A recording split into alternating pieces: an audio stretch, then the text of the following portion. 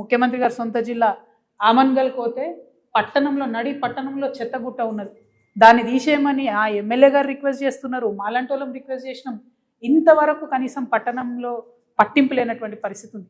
అంటే అసలు అంశాలన్నీ పక్కకు పెట్టి మరి కేవలం ఎన్నికల్లో పార్టీలను తిట్టుకోవడం, వ్యక్తులను తిట్టుకోవడం ప్రచారాలు జరిగినాయి. ఇంకా అన్నిటికన్నా ఎక్కువ మున్సిపాలిటీలలో రిటైర్డ్ ఎంప్లాయీస్ చాలామంది ఉంటారు. మనం కరీంనగర్లో మొన్న చూసినాం, రిటైర్డ్ ఎంప్లాయీ ఒకరు బోర్డు పెట్టారు, మమ్మల్ని నాయకులు ఓట్లు అడగకండి, మాకు ఇంతవరకు రిటైర్మెంట్ బెనిఫిట్లు రాలేదు అని.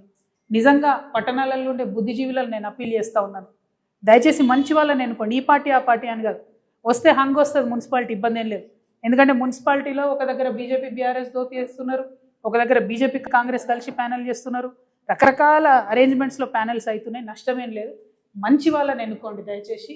అవకాశం ఉన్న కాడ మా సింహం గుర్తు మీద నిలబడ్డ వాళ్ళకు అక్కడ కూడా ఓట్లేయండి. ఎందుకంటే మున్సిపల్ ఎన్నికలు అంటే లోకల్ ఇష్యూస్ మీద డిస్కషన్ జరగాలి, లోకల్ పని చేసే వాళ్ళు కావాలి. కాబట్టి నేను మిమ్మల్ని అపీల్ చేస్తా ఉన్నాను.